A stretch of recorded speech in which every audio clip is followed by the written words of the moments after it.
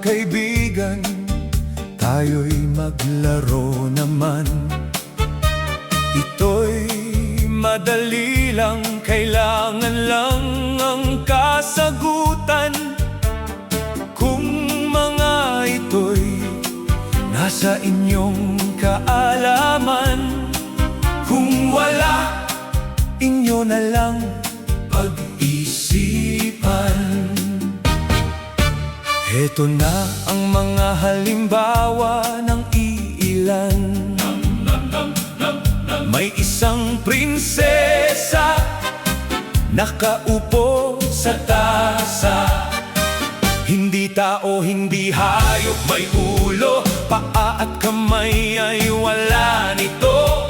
Habang iyong pinapatay, humahaba ang kanyang buhay. Ako'y may dalawang kaibigan, lagi na lang nag-uunahan.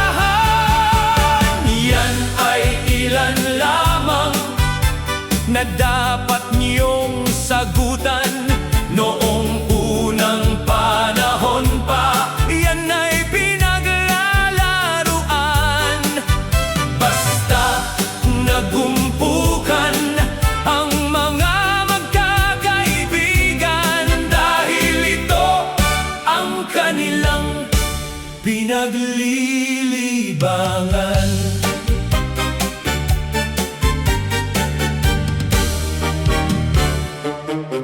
Heto pa ang iba, inyo na ring pakinggan. Isang butil ng palay, sakop ang buong bahay. Dalawang bolang itim, malayo, malayo ang nararating. Isang hukbong sundalo, dikit-dikit ang mga ulo. Dala mo, dala ka, dala ka ng iyong dala. Maliit na parang sibat, sandata ng mga pantas.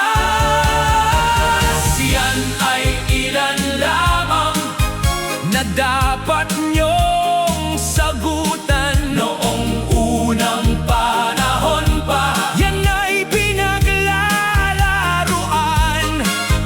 Basta nagumpukan ang mga magkakaibigan, dahil ito ang kanilang pinaglilibangan. O ano? Mga kaibigan ninyo bang nasagutan? Kung hindi, ito ang sagot sa mga yan.